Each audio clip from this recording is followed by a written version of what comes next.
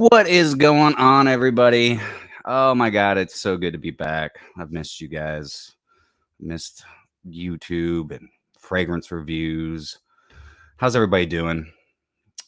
Let's see, we've got 3 in here. I love seeing everybody in the comments prior to actually going live. But yeah, how's everybody doing? It's good to see y'all. As per usual, we need to know what everybody is rocking for their scent of the day. I am rocking, which I don't have with me. Obviously, I'm not at home. What up, Kyler? So I'm not home. I'm actually over at Autumn's because, which we'll get into here very shortly. I'm going to give you guys a little 30-minute update, let you know where I've been for, the last, I don't know, God, I guess it's been, I think I looked at it, it's been 37 days since I posted the video. Life has been crazy. Lots of crazy things happening in my life and trying to move and yada, yada, yada. But like I said, we'll get into that very shortly. Thank you for all the support from everybody who has been reaching out to me this past month. I'm going to give some shout outs real quick to people who've, really shown some love and really been reaching out to me and just, I'm just thankful that that I have such an awesome fragrance family and for all the people who've truly cared. So first and foremost, Pete Nation, got to give a quick shout out to Pete, who I will be seeing November 9th. I'm heading up to Pittsburgh the 9th through the 11th to go see Pete. Hopefully I'll be able to see Fragrance Fight Night and Frag Dude while I'm up there in Pittsburgh. I need to reach out to them, actually. I just got everything set up, hotels and everything set up for those dates. I want to shout out to Tammy from Tammy Loves Fragrances. She just reached out to me. Of course, Greta Beth, James, let's see, Dev, of course, Fred from Fred's Frags and Things has been a huge... he's been huge. He's been really kicking my butt trying to get me to get some content out. And it's not that I haven't wanted to put out content. It's just that all my fragrances are pretty much boxed up and ready to move. But anyways, let's see here. I'm going to go through some scents of the night, scents of the day. Brett, great to see you. Metal Frag Guy, what is going on, my man? It's always a pleasure to see you. Also, I got to give a quick shout out to Metal Frag Guy. If you guys have not checked out his channel yet, you definitely need to go over and check him out. He's got a true love and passion for fragrances, and he really is really getting into, I think he's kind of new to getting into collecting, but he's doing a great job, man. So definitely go check out his channel. Whenever I get done with this, I'll put his channel, link his channel down below so you guys can go check him out. Let's see here.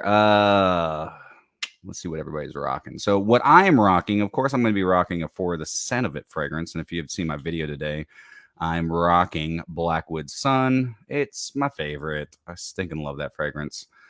I saw somebody here is wearing Sedley. Oh, there it is. Omega is rocking Sedley. Dun, dun, dun. Shiva, great to see you. Goldman 1999. Ooh. Kyler's asking Omega, what new fragrances have you picked up? And just because I have not been putting out any videos and content lately doesn't mean I haven't been picking up fragrances. I will have a video out hopefully sometime this week of 10 new fragrances that I just picked up. A lot of them are new releases, and every single one of them I'm actually really enjoying it, except a couple. I mean, they're good. They're just not. They're not mind blowing. It's not like this brand has reinvented the wheel or anything like that. Oh, Michael, I smell, man. I'm so sorry that I missed you while I was in Austin. Man, I totally forgot to text you back. I'm terrible at texting sometimes, man. But yeah, unfortunately, we were not able to connect. His son was having a birthday party or a birthday that weekend that I was there, and then he was asking if I could be there, hang out Monday or Tuesday. Unfortunately, I left on Sunday that week. So anyways, on Average Joe, what up, Joe? It's great to see you, man. He's rocking Grand Soir from MFK. Fantastic fragrance. Um, yes, I'm excited to do this live with Mike. In fact, Mike and I did a live a couple months ago in this exact same spot. I was over here at Autumn's doing the live. So no, hey man, Mike, it's totally okay, dude. I totally, yeah, Jeremy and I had a blast. We definitely, we got to meet up with a lot of friends and people we hadn't seen in years. It was people I hadn't seen in 11 years. And yeah, it was a fantastic time. Austin is definitely a lot different than it used to be, for sure. All the bars and restaurants that we wanted to go to are, well, they're no longer there anymore. It's kind of crazy how Austin has just become so corporate. But anyways, we're not here to talk about Austin. So what has been happening? All right, so I went to Austin, got back from Austin, Texas, right, I guess near the end of September. And when I got back, my dog Brutus, if you guys had seen the community post I posted, my dog Brutus wasn't acting right. He was being very lethargic. He seemed to lose weight really fast. And so I took him to the vet and they diagnosed him with liver cancer. He is still with me. He's still alive. But he's finally eating. He's not really putting on any weight, but I'm just trying to spend as much time with him as possible because I don't know how much time I have left with him. So doing that work. I told y'all I was in the process of moving, which I was October 3rd. We were supposed to move, but that all fell through literally the day that we were supposed to move into our new place. Man, honestly, it's been one of the biggest headaches is trying to find a place in downtown Chattanooga now. Back before the pandemic was a lot easier. I've never had this big of a problem trying to move anywhere, but bright side, good news is today I got approved for an apartment, so I'll be moving November 1st. So I actually am taking the 1st and 2nd off. I will be moving, finally taking all of my fragrances out and putting them back on a shelf. I'm so excited. It's been the biggest headache. Also, I've been starting to, pack up. I don't even know where my GoPro is that I usually use for my webcam. I'm pretty sure it's boxed up somewhere. So actually, I know it's boxed up somewhere. My room's a freaking train wreck. Hence why I'm using Autumn's house. And yes, Autumn's sitting right there. And she's like, "Oh, everybody be quiet." I'm like, "Hey, that's not like I'm not gonna tell them that you're right there." But yeah, so it's just been crazy. And then I had 2 extremely crazy busy weekends at work. It's funny because I just started my 8th week of work yesterday. And I went from like the new man at work to basically being the number 1 bartender. So it's been they've really been relying on me, and we had a big convention in with the towing and recovery people. And fun fact, Chattanooga is the home of the tow truck. That's exactly where Chattanooga is where the tow truck was created. So we had a big convention. I got murdered for 3-4 days, man. It was crazy. And then the next week and the following weekend after that, we had 40,000 people in town for a motor car festival that we actually host. So I barely got any sleep. It was banana sandwich, but it was a lot of fun. Of course, very profitable. Hence why I picked up some very expensive fragrances these last couple weeks. And in fact, I've got one coming in tomorrow. So I think in 2 weeks, I've picked up 11 new fragrances, maybe 12. I don't know. I do have the new Raja Manhattan Eau de Parfum that I picked up. What else? Let's see. Tomorrow I get in Burlington 1819 from Raja that I picked up. Why? Because I got a little dabber of it and I freaking loved it, so I decided to buy it. Anyways, let's get back into the comments, and then I'll keep going on, and then we'll get Michael in here. He just popped in, but I told him I wanted to let you guys know, what was going on with life. But everything, I thank you guys for, bearing with me and definitely for all the support. It's been a crazy few weeks. Most definitely. Dave Callie, I love you, man. I had a great conversation with Dave this morning. He actually called me and woke me up. You son of a bitch. I'm just kidding. It's okay. But we had a great conversation. Always love how much, Dave is just a great guy. If you guys have not checked out Callie's Green Room, you definitely need to. But yeah. Let's see here. Looks like Omega's been picking up a ton of freaking fragrances. Let's see here. Kyler, he picked up Cologne, Pegasus Exclusive, Sedley, Percival, Robert Cavalli, Uomo, Golden Anniversary, Silver, Deep Desire, and Lenote. Oh my God, man. I mean, you're just like picking up fragrances left and right. Shiva, thank you so much. Yeah, he's still good. He's still with me, still alive and kicking. Like I said, he's not putting on any weight, but he's in good spirits. He's loving that I feed him whatever the hell he wants. Burgers, ice cream. I mean, anything. I don't care. I want him to live out the best in the rest of his life. He will be moving with me. So I will be he'll probably be in a lot more videos because I'll have a lot more space. And so you guys will get to see him and get to know him a little bit. Let's see here. Okay. And also Omega picked up Black Iris and Reflection 45. Reflection 45 is next on my list. I stink and love Black Iris. Reflection 45, I actually sold my Reflection bottle because I want to pick up 45. It's awesome.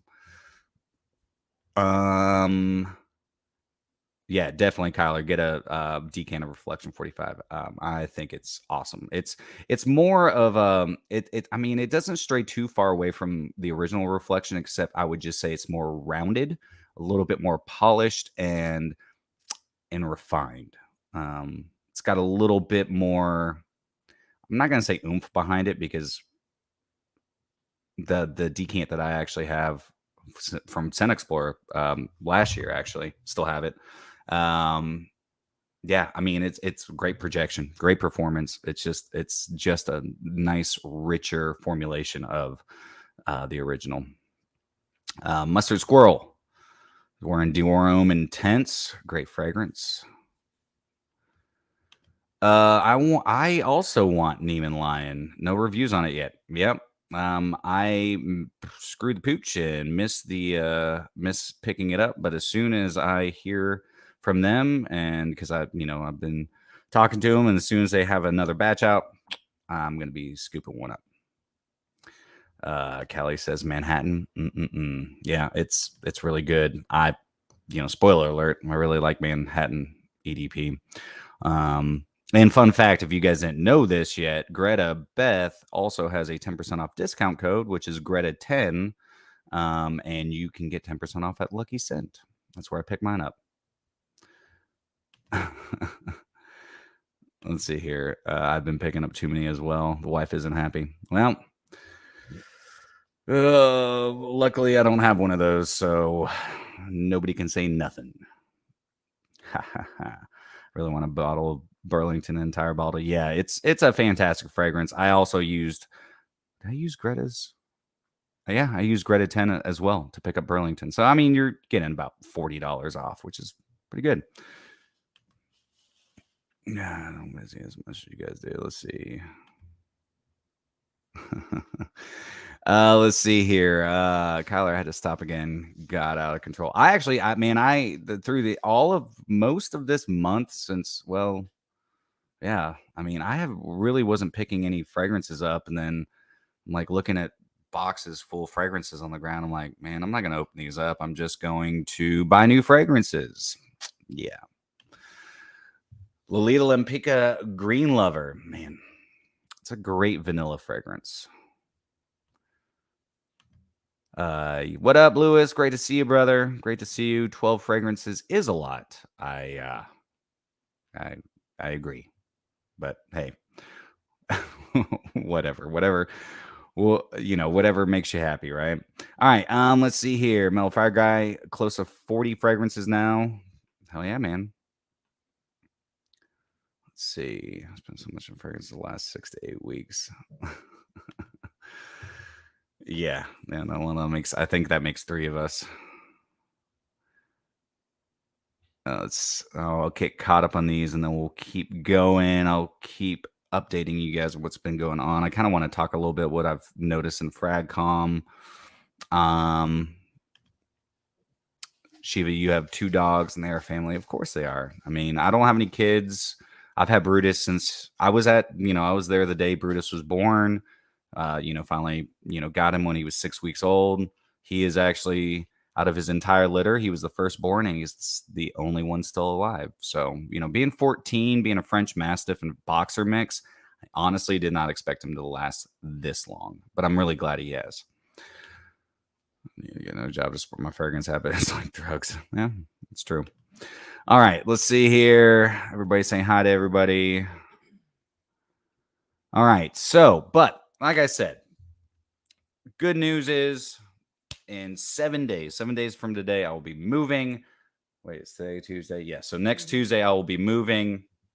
And then between Tuesday and Wednesday, I'm going to take Wednesday and just put all my fragrances back on the shelf and, really kind of set up my room, get all the lighting right, try to figure everything out, and then get back into it. And I'm literally a mile and a half from work. So instead of getting off at work late at night, driving 35, 40 minutes, to home, it'll be like 2.5, 3, 4, 5 minutes.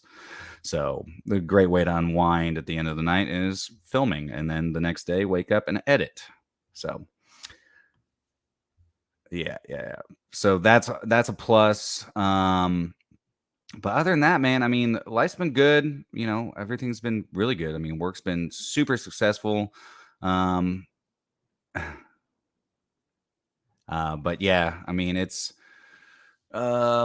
just been trying to take care of the parents, which they'll be taken care of. And whenever I move out, taking care of Brutus, spending as much time with him, working, full time again, and then just trying to, and having your entire life in like disarray. Like I just don't, I was talking to Greta, and she was like, well, why don't you just like open some boxes up and pull some fragrances out? I was like, because I don't know where anything is. Like, it's not like I labeled them. It's not like I went through and almost 800 fragrances and like labeled every box. This is all your nishnes in it. I was just kind of scurrying, trying to get everything boxed up and ready to move. But now the time has come. What is going on, Rudy? Great to see you. Lucky Center scumbags. If you use this and then you don't get free shipping.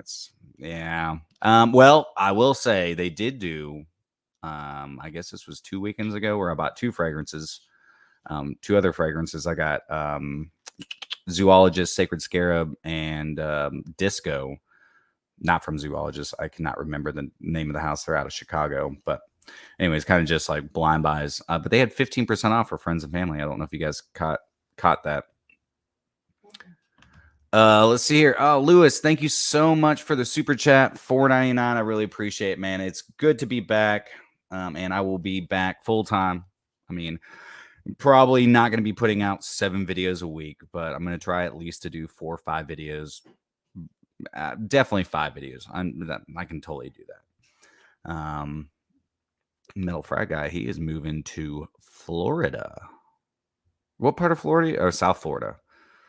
What part of South Florida are you moving to? Post 13 years old. He's got a lot of life left in him too. That's awesome, man. Yeah. The sad part about dogs, especially big dogs, they don't tend to last forever. Definitely, I've always been a fan of big dogs. I think big dogs play more like little dogs, and then little dogs act more like they're 10 foot tall and bulletproof, and they're just yappy and just bark all the time. If any, when and the day comes and I have to put Brutus down, God forbid, which I know is inevitable, I will definitely go again with a big dog. I don't know when, but at some point. Oh, what up, DDLD? Joe, it's great to see you, man. Yeah, it's good to be back. I've loved seeing your clerks Instagram reels or videos or whatever you're doing. That's awesome. Let's see here. Blake, thank you so much. 199 super chat. Appreciate it, man. Yep, definitely I'm staying positive, staying focused, you know. Big thing is, you know, family comes first, and Brutus is definitely family. I mean, he's, you know, the closest thing I think maybe I'll ever have to a son. Who knows? But yeah. All right. Oh, Melly Vanelli. What up, Mel? It's good to see you. It is good to be back. Most definitely. All right. So that's pretty much the update. I mean, nothing crazy has been happening. It's not like I was, you know, in the hospital or anything. I have been dealing with like really bad sinuses this month, but it happens every October. Yeah, Tennessee weather is terrible. Let's see here. What up, Frag dude? Good to see you, buddy. But yeah, I guess without further ado, it only took me, you know, like 21 minutes. Let's go ahead and get Michael on here, because not only are we going to be sampling some new fragrances, Michael and I are going to be talking about something special. We're going to give you a little teaser of something that we are going to be doing together. So I'm excited to talk to you guys about that. So without further ado, let's go ahead and get Michael from For the Son of It, who is no stranger to this channel, and neither are his fragrances. So here he comes. What's up? How's it going on, bud? Oh, not much, man. It's great to see you. Yeah, it's good to see you too. Been like sinus infection. Yeah, I'm doing better. I got my smell back. I lost my smell. I lost my taste. I got sent home from work because of, you know, of course it's COVID protocol now, and you know, working at a hotel. Yeah. I have to hang on. Let me do this real quick. Rudy, I had mine first. I'm just saying. I wonder, there's no way to blow up the video, is there? No, but can you turn your camera sideways? What, like yeah, straight up. All right. Let's see how that there you go. Now you're whoa. Well, now the problem is we got it in. Yeah, it's not gonna fit. Oh, yeah, that's not gonna work. All right, that's fine. However, whatever. Yeah, we're gonna go back. All right, that's fine, man. Yeah. The little ring holder doesn't want to let it fit sideways. Yeah. Most of all my stuff is pretty much like all packed up. So yeah. Autumn actually messaged me and was like, "Oh, I got to clean up. Brian's on his way over." I was like, "Hut to it, Autumn. Hut to."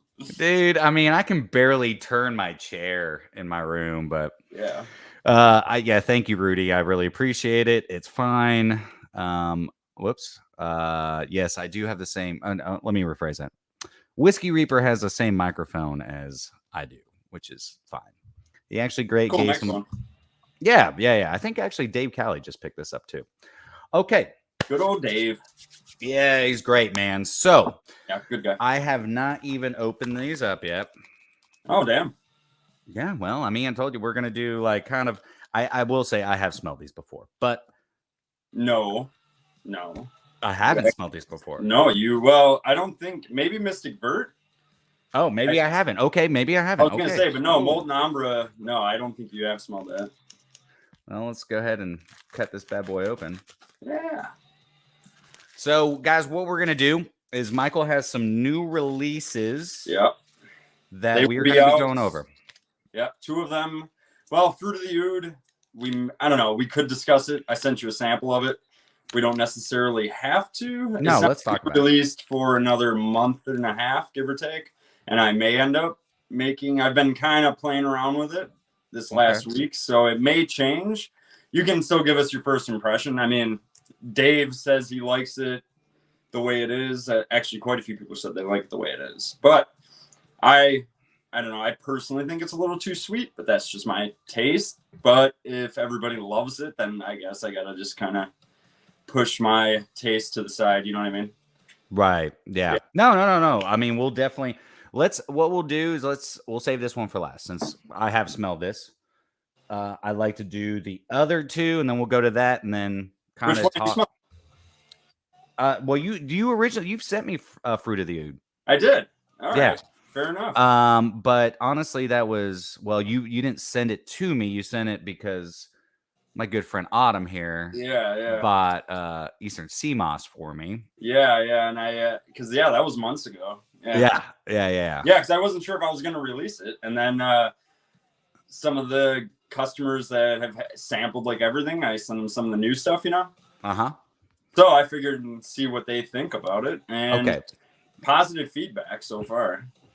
So what we'll do is we'll save Fruit of the Oud for last. Cool. Sounds good, man. So first and foremost, man, how the hell you been doing, dude? Like, how are sales? How's life? What's going on? Sales are decent. Shit has just been chaotic. So, I guess I'll just reveal it here. So I am working my bottle top, my cap. That is getting phased out. Not by choice, but because I think after COVID, everything kind of just went to crap. I think everybody kind of realizes that a lot of stuff is either they can't find people to make the product or things are getting phased out because it's cost too much. So my cap is getting phased out in gold.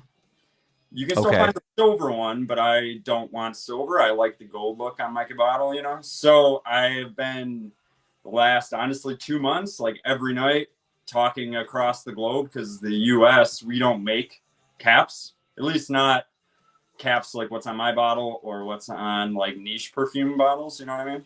Yeah. So I have to talk because we have like a 12, 10, whatever hour time difference. I'm sitting there up at like 1 a.m. talking to people. It's 1 p.m. office days on the other side of the globe. So we do have a new cap coming sooner or later, hopefully. I mean, it's been a pain in the ass. Right. Needless to say, it's just been just late nights trying to communicate with people. And then there's language barriers and it's just a pain. But so that cap is getting phased out. And then, it sucks. I mean, don't get me wrong. I wanted to keep that cap, but it is what it is. The new cap is going to be pretty awesome with what I've been looking at and what I'm going to do. It's going to be pretty awesome. So I don't think people are going to be too disappointed, but cool. I sent my minion Autumn to go grab a bottle so I can throw it up here. People. So I'm trying to, here you go. So I'm trying to keep the same shape, right? So it's a square, obviously. So look how much of tobacco pod she's used. Holy moly. All right. Nicely done. Yeah. Wow. That's awesome. That's impressive right there. Yeah. She actually did a post a while back talking about how that's like her day. That's her scent for the day when she wants to just relax and feel comforted. Oh, it's a great fragrance, man. Absolutely great fragrance. So the new caps are going to maybe be the same shape. That's what I'm trying to find. Mm-hmm. But it's honestly because everything is like these huge minimum order quantities, right? Which is fine if you are willing to buy 10,000 to 20,000 caps. But when you're like a small independent niche brand, right? I mean, you can do it. But at the same time, 10,000 caps to 20,000 caps is a lot of caps to have. Yeah. I think a lot of people don't really. I mean, the same thing was, in the liquor business, because the company I work for, we own JW Kelly Bourbon, blah, blah, blah. And that's what we had to do is like, if we bought 10,000 bottles, we got them for stupid cheap. Oh, yeah. But if you buy 9,900 bottles, you're still paying way more than if you just sucked it up. Well, and that's what I had this amazing idea for a cap, but came to find out that the only way I could get it done was with at least 10,000 or 20,000 caps. And it would have just obviously been, a lot of money. And not even just a lot of money. There's a lot of stock. I wouldn't have been able to afford it, plain and simple. But it was it was a killer idea. But it wasn't going to happen. So now I'm trying to find something that can keep. The bottle price may end up going up because these caps cost so much and the shipping and everything, especially, man, like just to get my bottles from Europe is insanely expensive now. As everybody knows, everything is going up in price. you go to the grocery store, something you spent $8 on last month is now what, like $10-12, and it's just so I'm trying to not raise my prices because I understand, like, first off, there's a lot of brands out there. Second off, people can have to then decide, okay, am I gonna pay for this or am I gonna pay for that? So I'm trying to like let people still get my fragrances without having to spend a boatload of money. But at the same time, it's like because my prices went up like 20% and I didn't raise my prices 20%. So my margin obviously shrunk dramatically. But at the same time, I figure, I don't know. It is what it is. I don't want to raise my prices that much like that. You know what I mean? Yeah. I mean, it's, as long as you let, your customer base and, let them know ahead of time and just, give them a date. I think that's the best way to go instead of overnight. It's like all of a sudden, oh my God, why are these? I just paid $65 and now it's $85. Like, what's funny about that is people have told me like, oh, just change it. Nobody's going to notice. No. And I'm like, well, I shit you not, that people have told me that straight, like other brands, they were like, just change it. Trust me, they don't notice. And I'm like, well, no, I personally, as a customer of other brands and stuff, obviously I notice if a price is different, if I'm a repeat buyer, but obviously like new customers, maybe they won't know, but dude, and this is the thing. And I had this talk with actually another Wisconsinite when I was at the market. It's something about people in Wisconsin. We have this thing about us where it's very hard to rip people off. Like either most people are shopping for a bargain. And if they do have a product, they're trying to give people the best bargain and like best bang for their buck. You know what I mean? True. And it's the same thing. We went to Tennessee what was that? Oh, that was this month. But earlier this month, we were down in like Gatlinburg area. Yeah. And dude, you should have called me, by the way. Anyways. I know Autumn texted or messaged me on Instagram. She was like, you're down in our neck of the woods. And it was kind of short notice. And Laura, she ended up hurting her hip real bad. But people in Tennessee, man, like just the kindness and like the generosity, man, that's what I love about Tennessee is like everybody's so kind. Everybody is so, hey, you know what? Don't worry about that. We stopped at the Tennessee Cider Company. Mm-hmm. And I was talking to one of the guys there, and it turned out he was a frag fanatic. He like loved fragrance, and Laura started laughing. She's like, "Here we go." So I started talking to him. I'm like, "So I'm actually a perfumer," and he was like immediately like, "What?" Like stopped everything he was doing. Everybody can wait. And he's like trying to ask me questions and whatnot. But then I had a fragrance, just something I made for myself when I was down there, and I had like a 10 ml of it, and I was like, "Well, dude, here." And I just handed it to him. He's like, "What?" And he was like so taken back. And I was like, "Yeah, just have it, man." He's like, "Really?" And then he gave me a discount. He's like, "You know what? Just take it. Just take it." And that's like, awesome. That kind of stuff. Like, obviously, it was my personal 10 ml. I wasn't like losing out on money or anything like that. But I feel like good deeds nowadays, like people are either surprised by them. Like I've held the door open for people and they look at me like I'm like this crazy man trying to like harass them. Because it's like good deeds now, people are either taken back by them, or most of the time these people do good deeds and they do it to like share it online, right? Right. Like how many people do you know do a good deed and then the whole reason for doing a good deed is just to post about it? Yeah, right. Like a pat on the back for doing a good deed. You know what I mean? Chivalry isn't dead, man. It's not dead. No, it's a dying breed, but it's not dead yet. A lot of people think there is like a hidden agenda when there is chivalry. You know what I mean? That's what I'm trying to get at. Of course. So that's part of the reason why I didn't want to bring up my prices is because I like maintaining that like honesty with people and like the customer base is like, just like I still answer everybody's messages, and that's going to get harder obviously as I grow to respond to everybody and I'm going to do my best to do so as a one-man am, but I actually enjoy that part of it all. You know what I mean? Right. Absolutely. Real quick, Tammy, so great to see you. Thank you so much for all the love and the support that you've shown. And thanks for reaching out and making sure that, Tammy. I wasn't, in the hospital or something. I'm doing good. I'm back at it. Rick's in the house. What's up, RXL? Great to see you, man. Been really loving your videos as of late. Not that I didn't like them before, but you're getting better. Just kidding. Rick is a hilarious dude. Man, oh man, I've got so many people to. Okay, Mike is the man. There you go. Fuzzy says Mike is the man. Thank I you, don't know if Fuzzy. he's talking about you, but I'm gonna guess so. I'd hope so. I hope so. All right, so let's sniff some fragrances, man. Yeah, let's do it, buddy. All right, man. It's been a while since I've done this. Autumn was like, "Are you nervous?" I was like, "No, I don't get nervous." He's got the butterflies. Actually, I mean, there's been a couple times I've gotten nervous, but no, I'm good. I'm all good. All right, so let's start out with Mystic Vert. Good That's choice. okay with you. That's a perfect choice. All right. So what was your inspiration? Tell me a little bit about the story behind this as I'm spraying it. So Mystic Vert, I wanted to do the name changed a couple times. I was trying to like figure out what I wanted to portray, but the idea was like an ancient forest with a wizard living in it, and like ash, burnt ash, leather, like an old wizardry leather, right? So like what a wizard would wear years ago, obviously. I'm gonna pass this off to Autumn too. Yeah, not that wizards are real, but if you envision a wizard being real, so what their clothing would be, it would either be cloth or like leather. Oh, so I wanted this very ashy type of leather with like an ancient galbanum forest type of greenery. So it's you nailed it.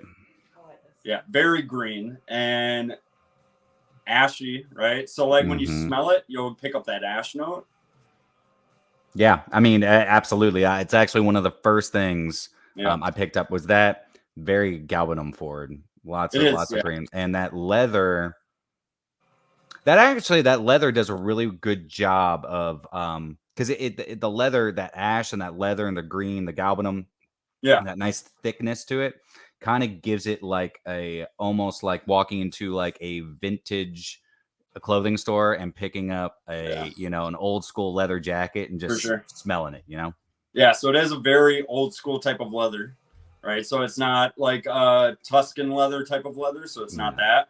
It's not like a suede leather. I wanted like a very ancient smelling leather, like an old wizard living in the forest, and he's got like an old burnt out fireplace, and he's just lives in his cedar wood cabin in the woods. That was the idea.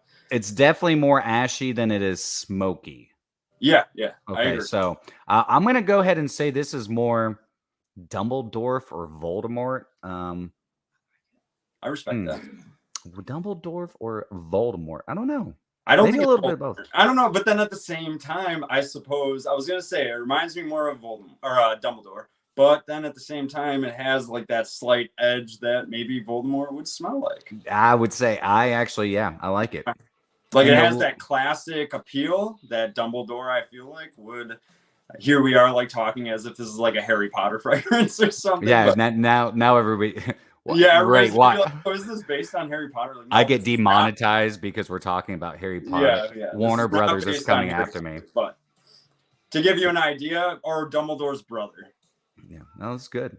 Yeah, this is really good. This is definitely leans a little bit more mature. I mean, it is mature. Yeah. It's not honestly. So it's a little different.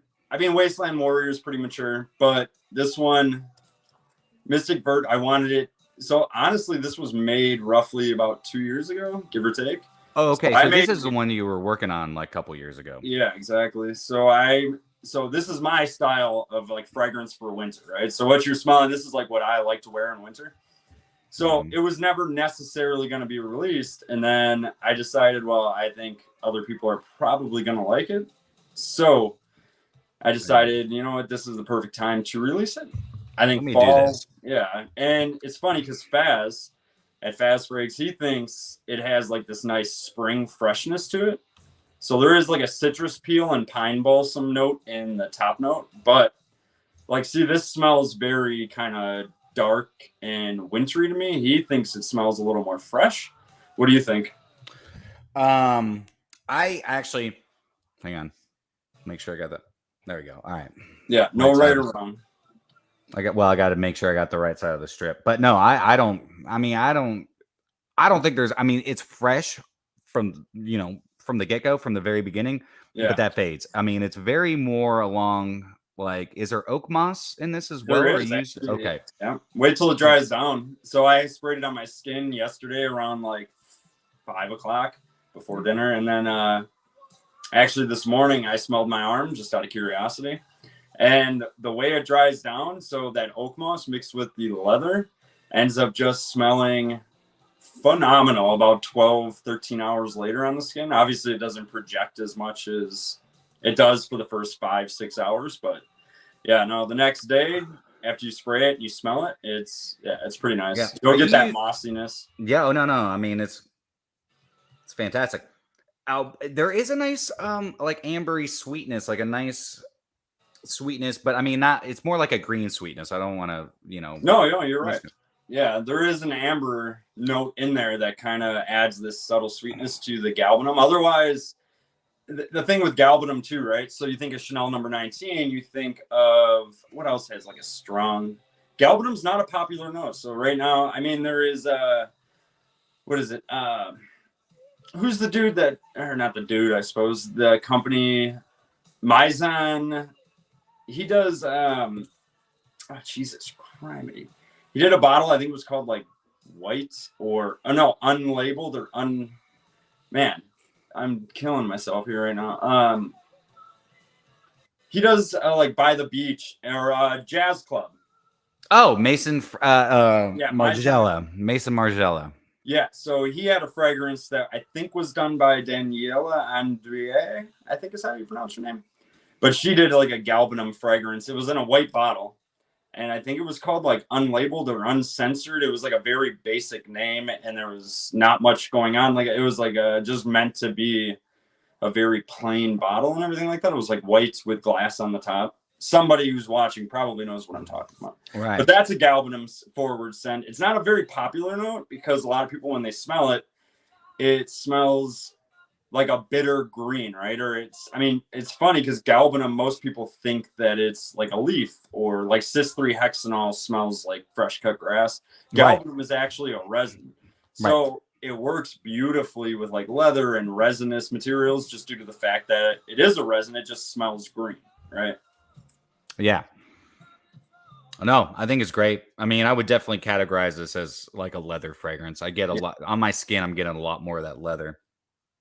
Yeah, on the skin, it's pretty phenomenal. And it's great, not man. just tooting my own horn. It's toot. Yeah, some people obviously. So here's the other thing. So the reason I wasn't gonna, because I believe like all scent is unisex, but not everybody agrees with that. And some people love to wear scent that smells or leans masculine, right? Or leans feminine. Like Black Orchid smells, it's made for a woman, but it does not smell. I'll wear it. For a woman. Yeah, exactly. So some women I think might have a hard time being like, this may not work on me, but I've had women spray it on their skin and it does change compared to, so like the leather note comes out on my skin. It comes probably out on your skin, the oak moss. On a woman's skin, because we all have a different type of DNA, we all have different hormones that exude through our skin. It's going to come off different. The musky notes are going to come off a little bit more. The jasmine absolute might come out a little bit more. So that's why I mean, like, everything is unisex. You don't know until you try it on your skin. Yeah, no, I totally agree, man. I actually, I'm going to do an episode after I get moved. I'm going to do like, thinking about just doing a live and just going over like comments and like giving people shout outs and like replying to comments. But somebody said that, a certain fragrance that I reviewed, they're like, there's no way a woman would wear this. And I'm like, and I just want to be like, well, I'm looking at one right now that definitely wears it. So, I mean, it's all completely subjective. That's life. Life is subjective. Damn right. So, and that's what I've been trying to tell people is that getting that jasmine too. Yeah, it's actual jasmine absolute too. It's not like an accord or anything. It's actual jasmine absolute, just like in creme de bergamot, same jasmine. Yeah. Okay. I was gonna say it smells familiar to something else that you've done. Yeah, it adds an animalic, a nice little animalic touch to the leather, but without being animalic. You know what I mean? Because it's just got that indole note that you get from jasmine. Yeah. So it has this nice mothball without being mothball type effect. Mothball. Well, see, so if you ever smell real indole or even the synthetic version of indole, it almost has like this mothball effect. You know, when you walk into like an old trailer, I don't know if you ever have, that had mothballs mothballs in it or anything that had mothballs? I have a cedar chest that my grandmother, I still Yeah, own it. so My you know grandmother that had smell it. all Yeah. too well. Yeah, so it has that type of weird. You can't even put a description to that smell. All right. Yeah, it's one of the most weirdest. It's almost what mothballs kind of remind me of is smelling salts, and I know that sounds weird. Yeah. Yeah, have you I ever? was just talking to my buddy about that the other day. I don't remember him having me smell a smelling salt, but he said he had me smell one. But Well, that's an experience, I'll tell you that. yeah, Do it again. Have fun. Michael Boogie Dad says, when are the 10 mls coming back? I need like 5 of them. yeah, I know. So I have them. It's not that they're not coming back, but the problem is, the same exact bottles that I used to have are coming back, the same ones. I tried to source other ones. I got the ones that I use for Folktail, and those ones, they work great, but I also have to sort through a lot of BS with them. Because that's the thing. A lot of things right now have like gone down in quality. So as like a one-man band, it's literally been this constant. All of a sudden, I'm filling somebody's bottle, and I am somewhat of a weird perfectionist, and I need to stop it. Like Laura always tells me, she's like, nobody's gonna notice that but you. Right. And I'm like, I try, but at the same time, it's like, well, I'm gonna notice it, and I don't want to sell somebody something that it'll just be in my head for days, and I'll wait for like a comment like, hey, what's this? So I try to make everything as perfect as I can, and the problem is a lot of companies now where I get bottles from, things like that, either stuff is broken, the caps fall apart, it's just, you name it, has been happening. So these new bottles I got, they're technically the same ones that I used to have in the shop. Okay. But there's like, I'm having to like rinse them all out. So I've been going through bottle after bottle, like rinsing them, letting them dry for like a week, and then looking them over. And it's just, I don't know what they did. There's like little bits of like pieces of cardboard in these 10 milliliter bottles. So I'm like rinsing them out, emptying them, letting them dry out, and then trying them again. So I wanted them to be ready by the middle of September. But again, me being me, I have an issue with trying to like make sure nothing is wrong. So yeah, attention to detail is important. Yeah, attention to detail is important, man. Yeah, absolutely. It's the same thing with like a label. If it's crooked, I'll peel it off and do it again. And Laura's just like, it's like off by like a quarter of a millimeter. Right. I'm like, I know, but I can see it and it doesn't look right. And then I think about if somebody's going to take a photo with it, and it's like, yeah, I just want it to look good when it gets to somebody's hand. I don't believe so. Like everybody always asks me about the packaging thing, right?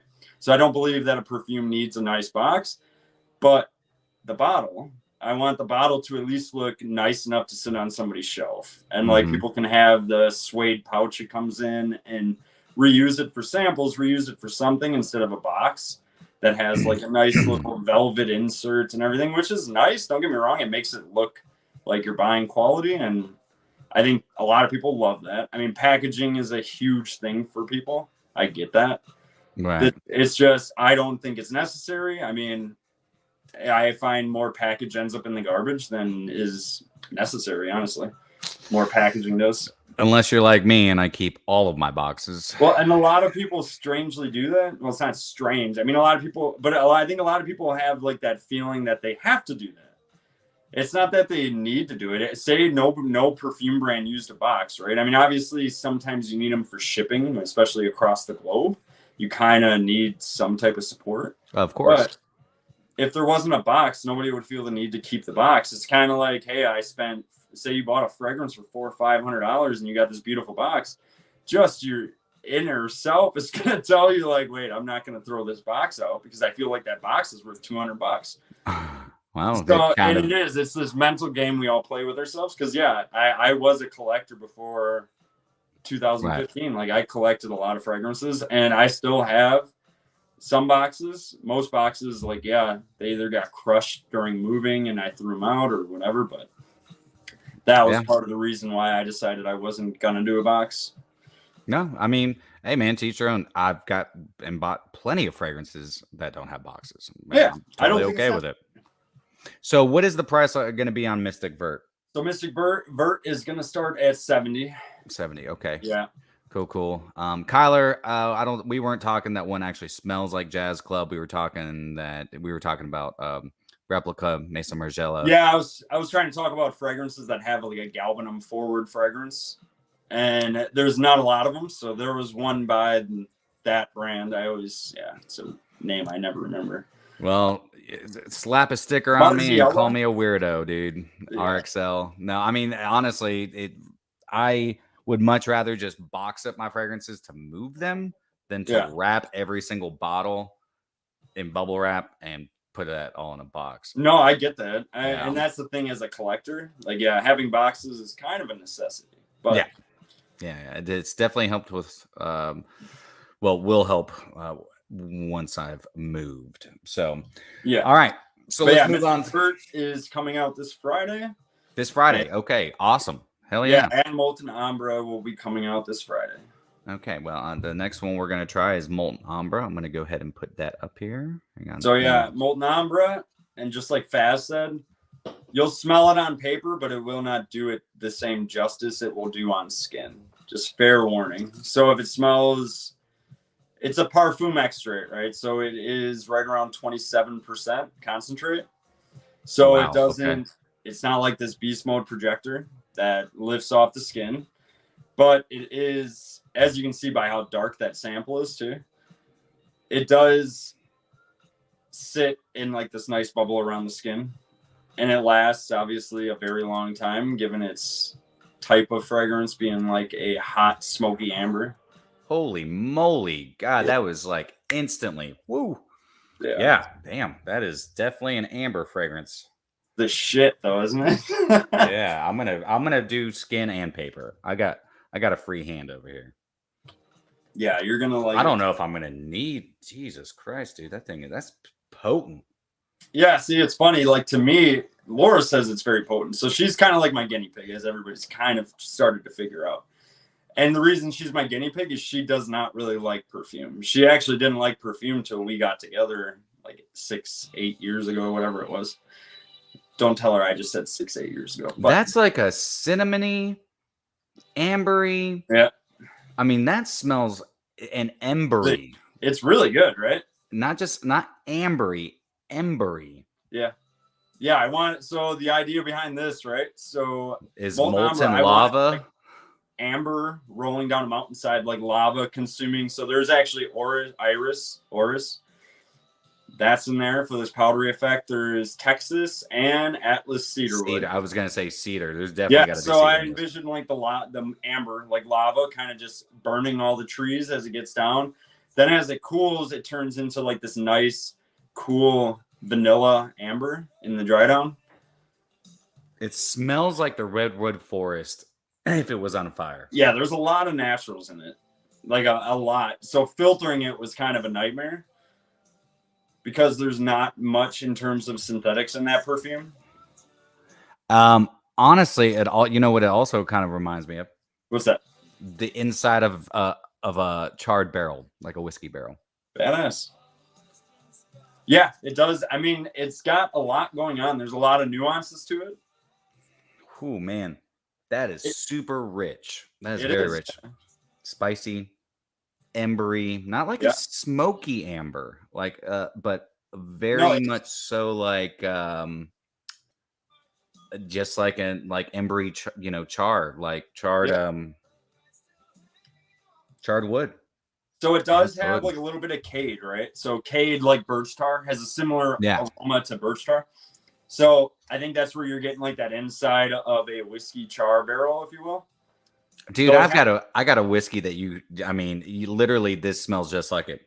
It's called Bardstown. It's by Bardstown, and it's the Fusion series. Yeah. Holy crap, dude. I had a feeling you were gonna like this one. That's really good. Yeah, it's definitely like a rich. I mean, it's a rich scent, man. What up, Tony? So great to see you, man. Miss you, buddy. Let's see here. Metal Fry Guy says, I love amber. Well, if you love amber. No, this is amber. So somebody asked me in the last live, they were like, oh, is it, what's that, MFK amber? Grand Soir.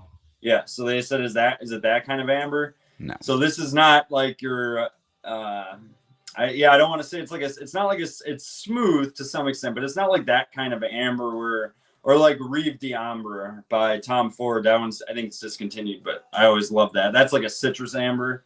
And then it's not that kind. This is like authentic amber to me, right? So this is burning, resinous, like very sticky, very thick. It's more like Ombre Loop from Rania J. I don't know if you and that's why I was saying to people, I was trying to compare it to some amber on the market, like Ombre Sultan, which is, that one's like a resinous, they smell nothing alike, right? But that style of amber is what I try to attribute it to. It's stupid good. Yeah, I'm totally picking up. I mean, I'm gonna get a bottle of both of these, to be honest. Yeah, because most people think of amber, they think of Ambroxan nowadays, right? So you think of amber in a fragrance, and just modern perfumery has mostly gotten more into using like and I love Ambroxan, don't get me wrong, it's one of my favorite smells, but Ambroxan is a whole different amber than this type of amber, right? And this is not going to be like your ambergris. This is going to be more like when you go on Fragrantica and you see the little like balls of amber when they say amber, that's what so there is actually, so there is a touch of like animalic ambergris in this. So but what it is it's a reconstruction of ambergris. Not so there's a couple different versions of ambergris you can get. Now obviously there's the natural ambergris, but I'm talking about, so there's like a reconstruction by a company, I think it was, I want to say Cinerome, one of the companies, nonetheless. They make a ambergris reconstruction, like a base, that smells so amazingly. It's still kind of expensive, but it's not as expensive as ambergris has gotten, because now ambergris used to be expensive, but still kind of affordable.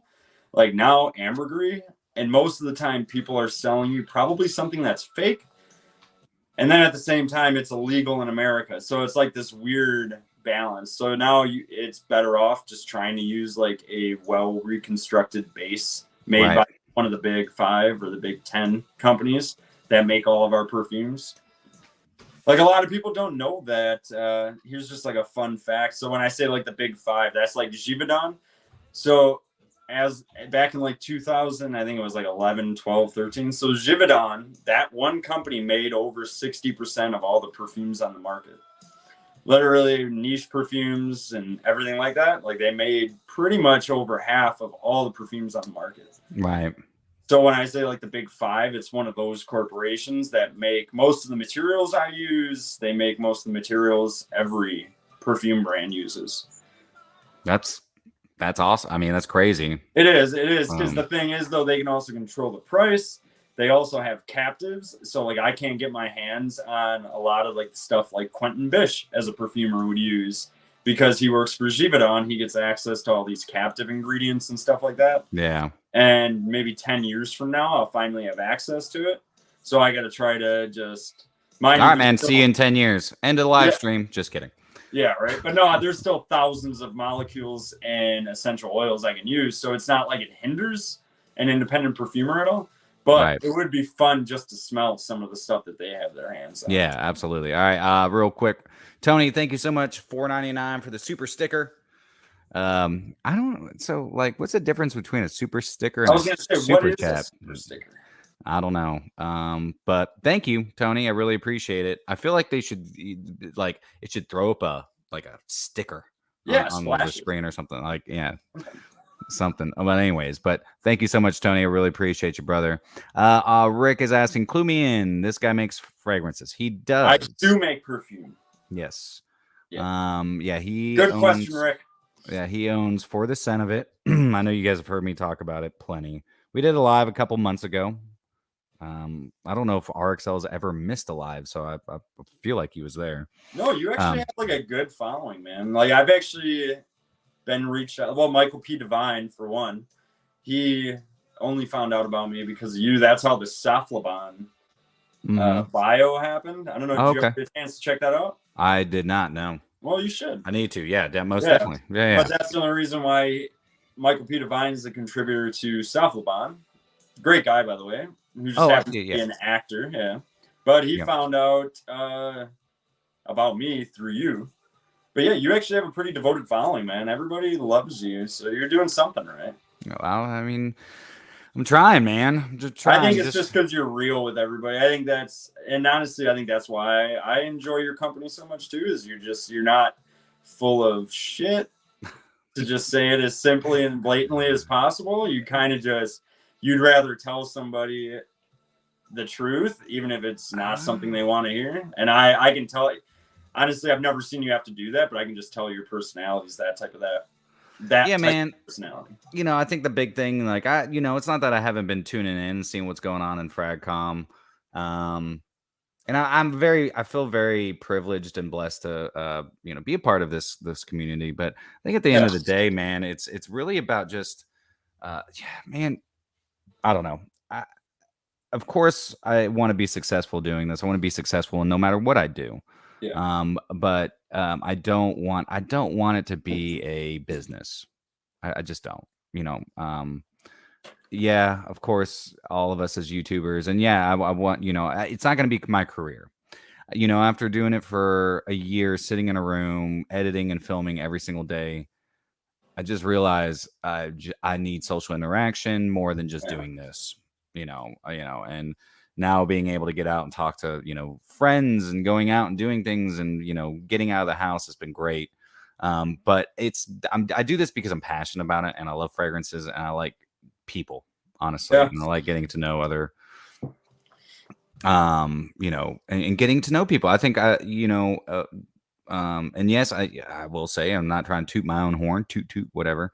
I have been successful at this. The channel's still been growing. I haven't been doing anything for over a month now, and it's still, yeah, it's still been doing great. But this is not what I will do for a career. I want it to be a passion, and hence like a hobby.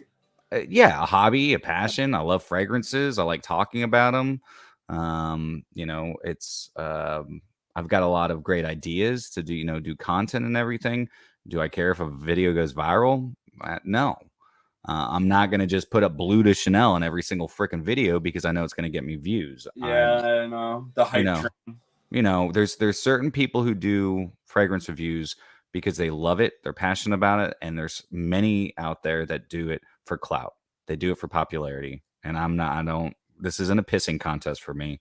What this is for me is to create community and create passion and just be honest and be who I am. And if you don't like that, oh well, there's plenty of other people you can go watch. Yeah. That's it. And it is a little disheartening, seeing the things that have been going on in FragCom and all this stupid drama. I'm like, at the end of the day, it's fragrances, people. It's just fragrances. Well, and that's the thing, is it became very serious for a lot of people. And then the biggest issue I find, honestly, and this is why, because I get reached out to, and I'm sure a lot of people are well aware, and that I get reached out to probably every day, if not every other day, for free bottles and stuff like that, from just honestly people who've never liked anything I've done, or watched a video I've done, checked out my shop, nothing. And they reach out and ask for a free bottle just because they can, right? And they're like, oh, this is what I do. This is who I am. I'm a content creator.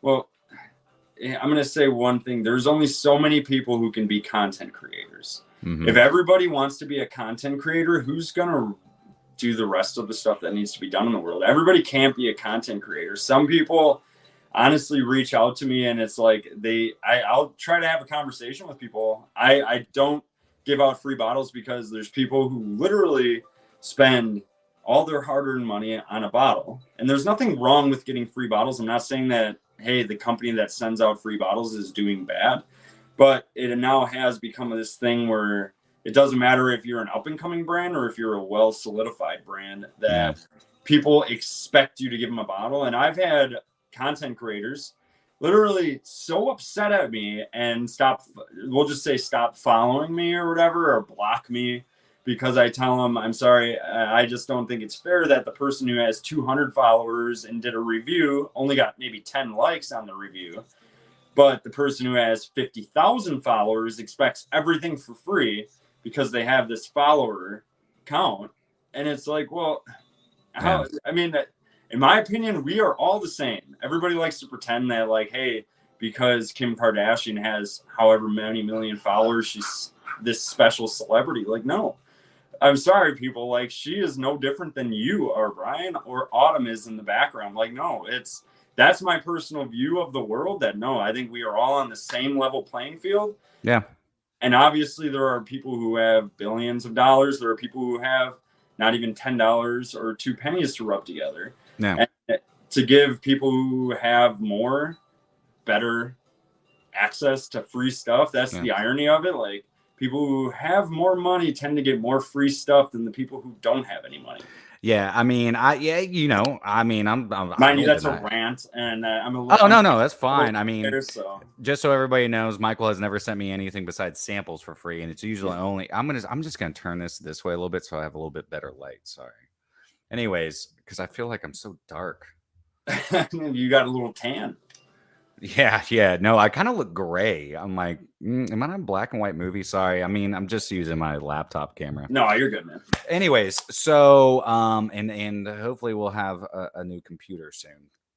So, but anyways, but yeah, I mean, I've gotten bottles for free. I don't care about getting bottles for free. It's not going to persuade me either way to like, if I like it or don't like it. Yeah, whoop-de-doo. That's not money to me. I don't see that as money. I mean, I worked in the whiskey business for so long. I used to always get bottles of whiskey for free. Yeah. And that didn't persuade me to like it more or less. But for me, I actually enjoy buying fragrances. Like, I feel it's kind of like that hunt, I agree. Yeah. So. And I do get it. So the hardest thing now, so I think everybody's kind of gotten to the conclusion and they do understand that the majority of fragrance reviews on Instagram, social media, things like that are typically gifted bottles nowadays. Yeah. And there's a big reason for that is because there are so many brands like that.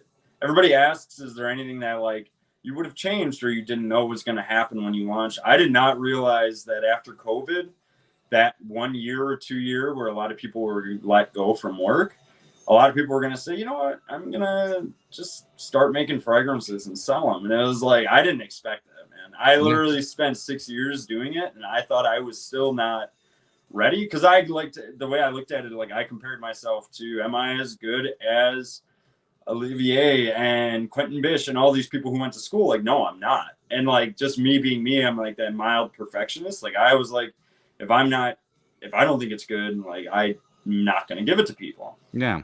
But at the same time, 6 years later, then I decided to launch it. And it was like, all right, apparently after COVID, everybody just decided, all right, well, I'm going to do it too. So I didn't expect there was going to be this big influx. Dude, do you know independent perfumery? Do you know how much YouTube grew in the first year of COVID? Oh my God, man. Yeah. Everything. It was ridiculous. It was like 70%. It's this, but it's also there's this other side to that coin though. And I don't think a lot of people think about this so yeah, social media grew, a lot of small business grew, right? Yeah. But it's all this money that's kind of circulating that's not actually kicking back out into the real world economy. So because a lot of people now shop on social media, TikTok, right? I mean, a lot of people shop only on TikTok or Amazon. I mean, Amazon's kind of its separate entity now, but so it is the only entity. Yeah, Michael. Pretty much. It is the only entity. But nobody, so like how many, and everybody watching this can probably agree that how many times do you drive down the street and every place you drive past has help wanted? Because like nobody can find somebody that actually wants to go to work anymore ever since COVID. And it's that was one of my biggest bouts that I had to deal with, like starting this, because I've always had this work ethic where like, I mean, I worked damn near 11 years in a factory before I started this. And most people are like, wow, you worked in a factory and became a perfumer. And I was like, well, yeah, but I have this work ethic where it's like, I feel like I need to help out, you know what I mean? And it's like, I sometimes feel like I love perfumery and I'm doing this business, and For the Scent of it is my brainchild. Like I love it and I'm not going to stop doing it. Right. But then I sometimes feel it's like, man, but there's so much that just needs to be done to like keep things going. And I don't think a lot of people are realizing that. Yeah. Like there's a lot of people who are just sitting at home, not working at all. Like they don't have a business. They don't, and there's nothing necessarily wrong with it. But at the same time, it's like the COVID it's still out there, but yeah, we have to try to get back into the groove that we were in. No, yeah, I'm the same way, man. I mean, like, even now, being back behind the bar, it's like people don't want to work. And there's a reason that I get all the good shifts because I work. If I was not making good money, it'd be completely different. But the money I'm making, I'm like, how does anybody give this up? Like, are you high? You're 22 years old and you're making in a night what people make in a week? You're stupid. Yeah. You're stupid. Go ahead, go leave. I'll take all your shifts. So do you have people walking out constantly? No, I mean, I gotta go. No, we just got some young dumb kids. I mean, whatever. No, I know. It is what it is. The work ethic is not there like it used to be, and the same thing goes for YouTube. Okay, the work ethic is not what you got a bunch of these young kids coming in here just wanting to be famous and blah blah blah blah, but still the work ethic is not there. I'm just gonna leave it at it's as I'm listening to you talk. That's the one thing I noticed that changed so much. People are very surprised. So I really appreciate when somebody's just honest, and not honest in a way where it's like, hey, I'm telling you a lie, or honesty. It's like, people are so afraid to speak their mind nowadays. People are afraid to say a bad word about a perfume. People are afraid to say, hey, this kid, it has no work ethic, because everybody's afraid of this new, well, I'll put quotes on it, the cancel culture. Yeah. It's cancel culture, that whatever it is. It's bad because people are so afraid to be themselves now. People are afraid to say that, hey, I like wearing masculine scents and I consider myself a woman, or hey, I'm a man and I love wearing Chanel No. 5 or whatever. Like, people are afraid to be themselves now because they're so afraid of this backlash. No. And what I really want people to do is stop worrying what people think about you, because social media and everything has given everybody this fear of what everybody thinks about them. Yeah, and we've forgotten what it's like to think what we think about ourselves. Exactly. I mean, and it's sad, man. Just like a sidebar, my nephew, he is 16, 17, and two of his friends at that age want to commit suicide because of just what social media has done to them, and they don't feel like they can match up to what this world view is for them.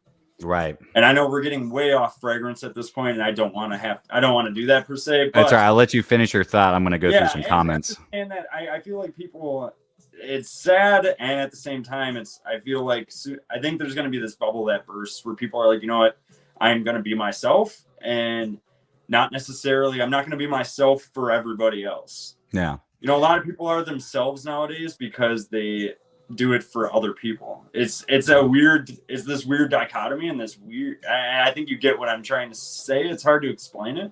Yeah, what I like to always say is I is what I is and I ain't what I ain't. So yeah, like it or leave it. I just hope people can get back to just being themselves again. Right. It's hard to say it, but yeah, I feel like people have now recently, it's like if it's not popular or hyped up, people are afraid to kind of go out on their own limb and do, because they're afraid they're going to fall off the limb. You know what I mean? Yeah. All right. So Jay Benz, hell yeah, Brian. It's getting rare to have channels that are just hobbies these days. I tried to watch a video on cooking some barbecue today, and the guy was hawking life insurance. hey, at least he wasn't trying to sell you a barbecue pit, because you probably would have been more interested in buying the barbecue pit. Pit. Let's see here. I like free stuff. Well, I mean, we all do like free stuff. And there's nothing wrong with it. I'm not saying there isn't anything wrong with it. I just feel like at the same time, most brands will only give free stuff to, there are brands, I guarantee that they have to have a certain number of followers before you will give them anything free. You have to have, say, absolutely, 10,000 or 5,000 or something. Yeah. Because they look at it, I'll give you a free bottle, which costs us however much money. If we make one sale, it offsets the cost. And if we make two sales, we made a profit. Yeah. Which is all well and good. But the way I look at it is yes, could I send out free bottles to a bunch of people and get my name out there to everybody? It's a smart business move. I'm well aware that it's a genius business move. The problem is there's all these other people who have spent hundreds of dollars. If not, there's a couple people who've spent thousands of dollars in perfume, and I don't ask them to do reviews. I don't, and it's like those people who become like your following or become supporters. It's like, well, I just don't. It's like there's this fairness level where it's like, yeah, it's great to get stuff for free, but you know what I mean. It is what it is. RXL says, I just tried to buy 12 Bugattis. The dealer told me I was not the same. Can you guys have a talk with him? Fair enough. I'll talk to him. Yeah. Okay. So 12 Bugattis. How many millions of dollars is that? Okay. So Blake's asking, what are your top 3 easy to wear scents? Black Sails. Yep. Black Sails. Nearly new, probably. I mean, nearly new. Yeah, definitely. And then Blackwood Sun, maybe? Yeah, I would say Blackwood Sun or Wasteland Warrior. Some people don't find that easy to wear. Yeah, well, I do. So, yeah. Never mind. In terms of ease, yeah. Yeah. Never mind. I told him I was just like Kim Kardashian. He hung up on me. Of course he did. My father, Kyler says, my father works 7 days a week for decades. The guy that when I was building furniture, when I first started this channel, the guy who owned the company, he said he didn't believe in days off. He's like, well, you can take days off when you retire or you die. I'm like, okay. But that was norm. I mean, that's the way he grew up. He worked and worked and worked and worked. And, you know, that was the thing is you work and then you retire. And that's when you get time off. That's when you start taking vacations. Yeah. So, you know, it's different. Let's see here. What is, oh, hey, I love to wear Koros. Facts and stated. Hell yeah. I got the pleasure of sniffing a 1980s. I think it was an early 1980s Koros when I was up to see Fred's Frags and things up in Cincinnati. Oh, that smell. Oh, man. So funky, but awesome. I loved it. Yeah. If you guys have not seen that video, go ahead and check out my channel. It's not too far long ago. Just trying to get more subscribers. Don't worry, man. I'm going to try to help you get there, brother. We'll do another live sooner than later. Probably, hopefully, maybe I can get one out this weekend. Let's see here. Blake says, thanks, man. Checking the website as we speak. Awesome. I'm glad. Awesome. All right. So let's go over Fruit of the Oud. And then we'll talk about something special that Michael and I are brewing up. We'll just give you a little sneak attack. I don't know what to call it. Sneak peek, even though it's not really a peek, but yeah. All right, so Fruit of the Oud. I was going to ask you, have you talked to Ken at all? I have not talked to Ken in a while, man. I need to reach out to him. I know. Yeah, I was going to say, I haven't heard from him actually. Well, yeah, I haven't seen him on socials. I haven't seen him doing much. He's probably busy with work, man. I know he started that new job, but yeah, I was just wondering if you talked to him, see if he's all right. No, I need to give him. I'll shoot him a text after we get done here. Thank you for reminding me. I'm sometimes terrible with keeping up with people. Yeah. Sometimes it's even just hard for me to keep up with myself. You know. So. Yeah, you and me both. All right, so talk to me about Fruit of the Oud. So yeah, Fruit of the Oud. Play on the name, obviously. I think everybody kind of gets the idea where that name comes from, but without actually having to say it. But yeah, I wanted a dark cocoa dusted raspberry truffle note in the top. I was gonna say truffled raspberry. Yep, nicely done. And then obviously there is oud in it, so obviously the sweetness from like the raspberry and there's a slight bergamot note to kind of cut through the sweetness, but the oud gets a little buried by it. As it dries down, it'll obviously come out, but in the top, you're not really getting a lot of it. There's like that dry cocoa powder. There is the oak absolute, like real oak absolute, that comes from whiskey barrels, actually. It's distilled from old, I think, bourbon barrels, if I'm not mistaken. Sorry, I got to put this up here. Yeah. What do you think of it? A truffle skid mark. That's what Tony said. Cocoa, raspberry. Yeah, there is definitely this dry cocoa. So it's not like a milk chocolate, in my opinion. No, it's more. I thought it smelled like a little white chocolate. But I think that you get that from the sweetness of it. So you get that vanilla sweetness from the natural vanillin. And then you also have that raspberry, that natural raspberry note. That's like this tart. And then you get the dry cocoa. So that is like the main players of the top and the Yeah. heart. The cocoa to me smells more along the lines of like hot chocolate powder packet. You know, before you put it in the hot water or milk, whatever you want to put it in. Yeah. Just like you said, it's like a powdery, it's like a cocoa powder. And there is like a touch of spice in it. So like there's a little cinnamon that kind of counter that sweetness.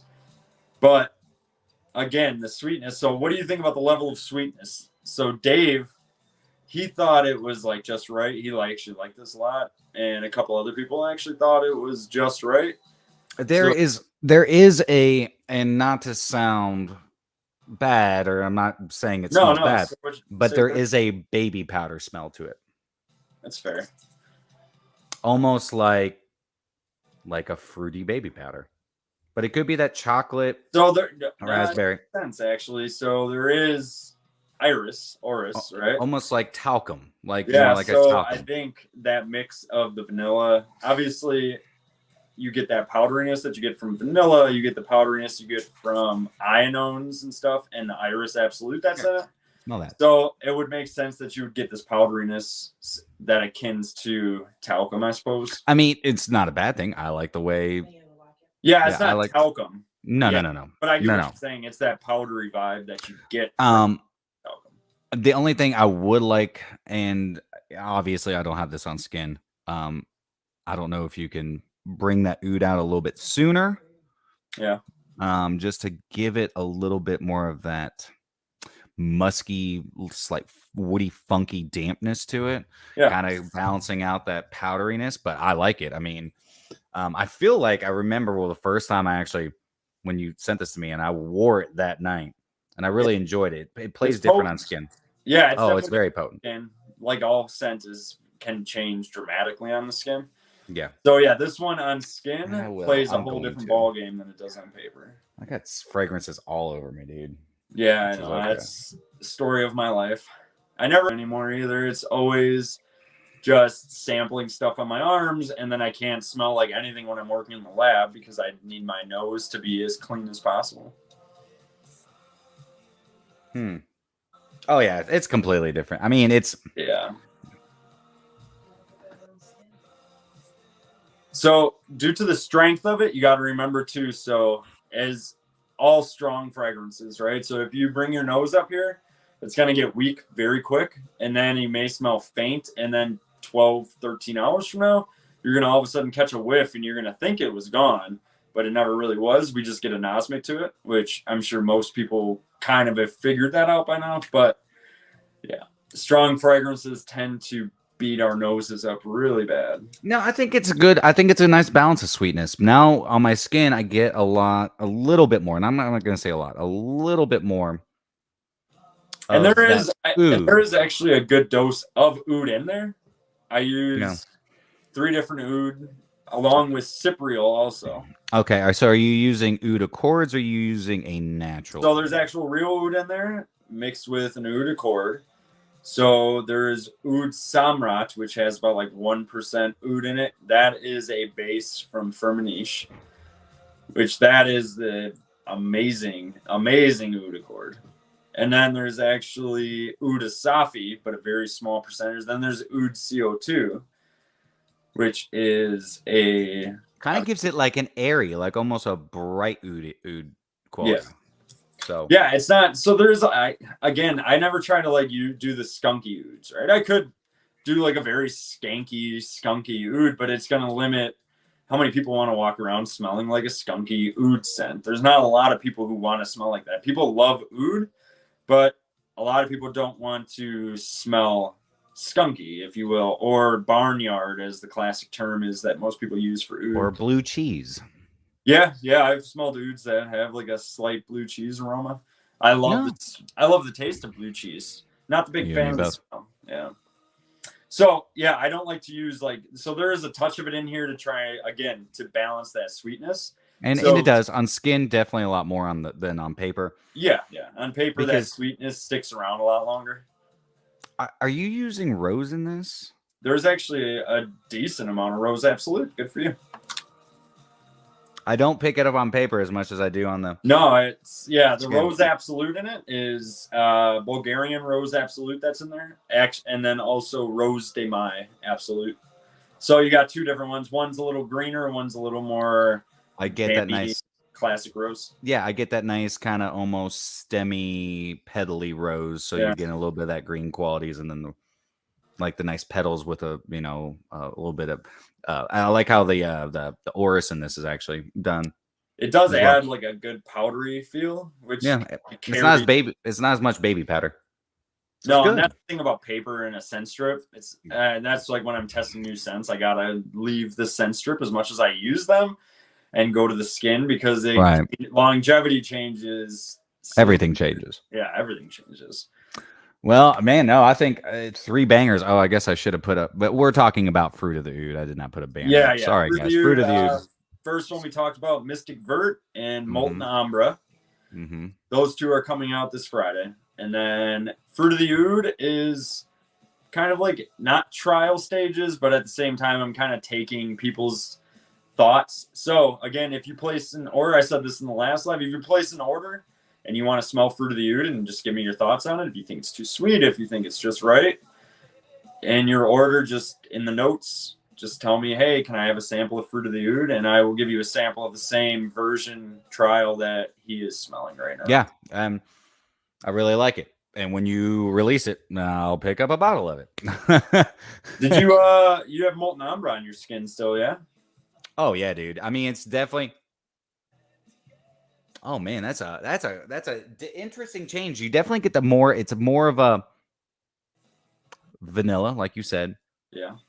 But man, it's very, very resinous. So there's sandalwood. Yeah, I was gonna say I'm getting some more more woodiness. The sandalwood, not like a creamy sandalwood, more of like very woody, almost a slight like spicy, smoky quality to it. Yeah. No, there's a good dose of sandalwood in it. That's good. That's really good. All right, hang on, Mystic Vert. I thought you'd like it. Mystic Vert that's great. Green leather. I mean, yeah. Wait till that dries down. I think you're gonna love that dry down. All 3 of these are great. All fantastic fragrances. Everything that I've gotten from you, man, I stink and love. I appreciate that, man. I guess you could say I put a lot of work in them, so it's good to hear. All right, so I say we've only got 16 people left, so we'll finish this by talking to you guys or telling you guys some upcoming news. Tangents, so my apologies, everybody. But it's okay. Now we've got 18. So for all you 18 beautiful, stinking beautiful people who are still in here, and anybody who's watching this in the future. So, fun fact: I reached out to Michael a couple months ago. I guess a couple months ago. Yeah. It wasn't actually too long after our last live together, and I told Michael, I was like, "Listen, man, we should do a fragrance together." Yeah. And so we've been talking back and forth. Things are still in like the very beginning stages. I told, I think we both come to the agreement that we want to do it right. For me, I'm not looking at making any profit off this. I don't want to make any money off this. I just want to work with an awesome perfumer who I can stand behind, a great indie niche brand, who is up and coming himself, just like My2Scents, and where we can work together and create something that kind of represents who I am, and also the channel, and also represents Michael. Do we want to talk about what the idea is behind it, or do you want to save that? Sure. Yeah. So my whole thing is, when I reached out to Michael, I told him, I was like, listen, I really want to do something that kind of goes with my life, like how, growing up, and not even growing up, but when I was younger.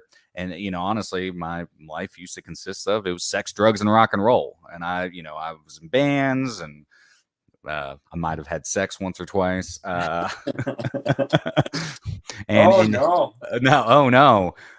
then, obviously, being in bands, partying all the time, and yada, yada, yada. So I told him, I was like, I want to kind of implement, where I have come from through all that, and where I'm at now. So I want it to be very focused on sex, drugs, and rock and roll, into where I have become, how I've gotten,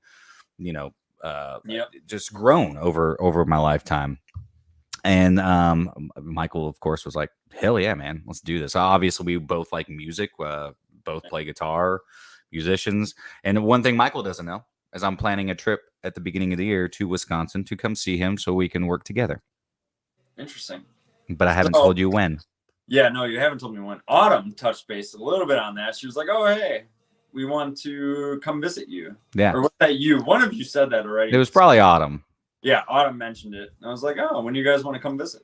Yeah. She was like, yeah, we want to see where you work and lab. And I think she did say, like, Brian has something to talk to you about or something. So you guys must have talked about it, maybe. Yeah. No, I brought it up to her first. I was like, I really want to do a fragrance. Yes, I will definitely put up a link. Hang on one second. Yeah, so I like what I'm taking the fragrance as. So his brief, it was a very short brief. We'll call it a message in Instagram, but somewhat of a brief, was he wants it to be sex, drugs, rock and roll. And then when it dries down to something that's more mass appealing. So it starts out, the way I took it was like start out like a party and end with a very pleasant hangover. That is that's a good way of putting it. Yeah, there you go. That's just kind of like nice vanilla and Ambroxan, like very, I don't know, mass appealing. We'll just call it that. So he wants to start it out, maybe whiskey, cannabis, things like that represents like a heady party lifestyle, and then dries down to like, hey, I'm a calm mid to late 30s man. Just still like to have fun. Yeah, but not like as much as I used to. I'm in bed by 9 type of scent. Oh, but the beginning of it, so it's a matter of trying to create this nice scent. So I have a couple like outlines I've worked on so far. I have one where it is like this beautiful powdery orris cedar, but the top note, so it dries down very much like a what would I say? Not like a Prada scent, because it's kind of like not soapy, but that iris and cedar. So it has that. So it dries down like that, but it opens with this whiskey, rum, cannabis note, but that only lives for like an hour or two on the skin, and then it just completely changes and takes this left turn. Yeah. So I'm trying to, because it's tough, because to have like this huge fluctuation from like the top notes to trying to have something somewhat different and doesn't still keep that top note. Luckily, rum and whiskey and all these things, those don't really last that long in a fragrance just to begin with. Right. So you can start out with like this heavy whiskey scent and all of a sudden end up with this beautiful patchouli, whatever you want. You know what I mean? Right. So, well, there's definitely going to have to be some patchouli in it. So, so the big thing, the reason that I reached out to Michael, not that I'm not saying I wouldn't work with other brands, but I want to work with a perfumer personally, not just like talking or emailing back and forth and never actually talking to them on the phone or going to visit them. I want it to be a very close encounter with who I'm working with, and there's a lot of YouTubers that do fragrances, and I'm not discrediting anybody. I'm not saying that. But what I'm saying is they don't really get the privilege to actually work, hand in hand with the perfumer. So that's really why I wanted to do it with Michael. I think he's doing a bang up job. I mean, he taught himself how to put fragrances together. I taught myself how to do YouTube. So I thought it would only be, I thought it would be, match made in heaven. So, and I think we can do something really. And so I told him, I was like, I want this to be a process. I don't want it just us rushing something out. I want it to both like at the end of the day, we're like, damn, dude, that's good. Like, this is what this is going to sell. And I told him, I was like, I don't want to profit off of it. Anything that would go to myself is going to a nonprofit organization. You did say that. And that's still stands tried and true. So I want it to be something that my fragrance family, my friends, my family, people I know, people I don't know, people who watch the channel can appreciate and enjoy and know that their money is going to a good cause. Yeah. 2 good causes, to you and to a nonprofit, which I'll disclose later on. Well, you are, so I only found this out after Brian reached out to me about doing a fragrance together, that he's apparently an artist. I am. He's going to actually work on this like hodgepodge of collaborating my logo with the My2Scents logo and try to come up with something cool for it. I already started working on it. I'll send you over some drafts in the next couple weeks. And then, yeah, I think it'll be cool. So yeah, man. When it's gonna come out, I don't think either of us have any ideas. So yeah, we'll work on it. It'll be ready, I suppose, hopefully. When it's ready, right? Yeah, it'll be ready. You know, it'll be next year, I'm sure. Yeah, I mean, we're both pretty busy at the moment. You know, I got to say this. Like I said, if anybody is watching this from Pittsburgh, Pennsylvania, I will be in Pittsburgh, Pennsylvania, November 9th through the 11th. I'm coming up there to see Fragrance Fight Night, Fragrance Dude, DOUD, and Pete Nation. I'm going up there to see those guys, do some videos with them, just hang out, you know. And then, of course, December, I'll be in New York City, the 1st through the 5th. If you still, you know, have not got your tickets for Scent Explorer, there is a link down below where you're more than welcome to go check that out. You're going? I am, man. I am. I cringed. My flights were stupid cheap. Yeah. The hotel room, even with my hotel discount, is $529 a night. Wow. That's up there. I was like, holy crap. Well, it's December, but it's going to be worth it. I look forward to meeting all, you know, subscribers, some friends, you know, meeting other reviewers and just checking out some awesome fragrances. Yeah, I don't know how many fragrances I'm going to be picking up at Scent Explorer, seeing that honestly, I don't even know. So what happens at Scent Explorer? Is it just our brands actually set up there, like and everything like that? It's like a convention. Yeah, it's basically a big fragrance convention. But yeah, and then and that's it for pretty much the rest of the year. And then, you know, come New Year's. Oh, I might be going to Vegas for New Year's.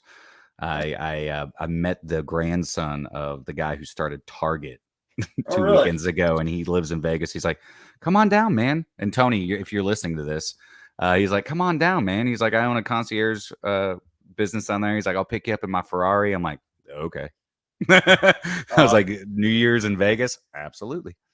Yeah, so November 11th is my birthday, actually, and you'll be in Pittsburgh. Yeah, right. Oh, well, okay. Well, I'll make sure to call you and say happy birthday.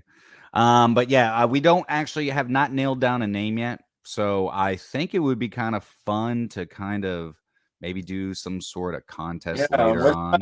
Oh, it's on my phone. I was going to say, I know I came up with, do you remember what the name was that I said, the first one? Damn, I wish I could remember. And the first name I came up with, I shouted at you. Yeah. We're still working on it. We are still working on it. It would be, I think what you were about to say, right, is to do like a maybe they could, you know, maybe the fragrance family can help us, you know, come up with something. I figured that's where you're going with that. Yeah. Let's see here. Tony says Vegas, baby. Yeah, damn right. Hey, Brian, send the day Dia by My2Scents. Naxos clone. My2Scents, also a great clone house, but he, you know, Mikey doesn't just do clones, he does his own fragrances too. Great independent perfumer as well. But yeah, man, I'm super excited to see where our fragrance goes, and I'm super excited to see to pick up a couple fragrances this coming Friday. Yeah, which means let's see. Well, I want to, you know what? Hopefully, what I'm going to do is I'll just have them sent to my new place because it'll be. I heard that in the your there before I jumped in that you actually finally found a place.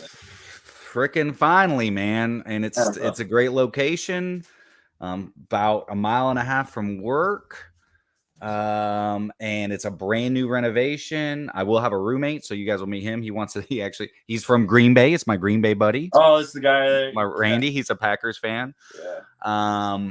But we've been best friends for years now. He took me to Green Bay to my first Green Bay game. It was Washington versus Green Bay. This was like 3 years ago. Yeah. Coldest game I've ever been to, ever in my life. Oh my God. It was, my butt froze to the seat. Anyways, but yeah. Oop, sorry. Oh, you're good. This table like is so wobbly. Actually, your floor is very uneven. I don't think fix your floor, Autumn. Yeah, fix your floor, damn it. Anyways, but yeah, I think we will call it there. It's a good hour 40. Yeah, man, absolutely. I appreciate your feedback. Yeah, man, and we'll have to do a live again. Let me know whenever, you know, you've got some other stuff that you're wanting to put out, and then we'll do this again. And you're more than welcome to hop on whenever you want, whenever I go live. So yeah, I appreciate that, bro. But anyways, guys, thank you so much. We had a great showing this evening. Again, I am so thankful to each and every one of you for all the support, all the love, for looking out for me, for caring. It means the world to me. And yeah, if you are going to be at Scent Explorer, I look forward to meeting you. Also, like I said, and I've said this before, every time I hit another 1,000 subscribers, I'm picking random subscribers that are in the U.S. for right now until, I can actually get across the pond or overseas. And I will come meet you. I'll come to your city. I'll pay for it. I want to come meet you. So this time around, I'm going to meet Pete Nation, Fragrance Fight Night, and Fragrance Dude. And hopefully I get to meet as many of you as possible over, the lifetime of the channel. Idea, man.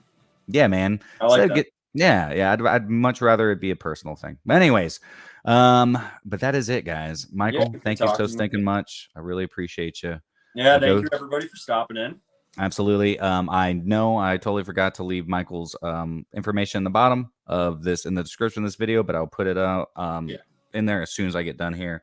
But go check out For the Scent of It. Check out his new releases coming out this Friday, except Fruit of the Oud won't be out for a little while.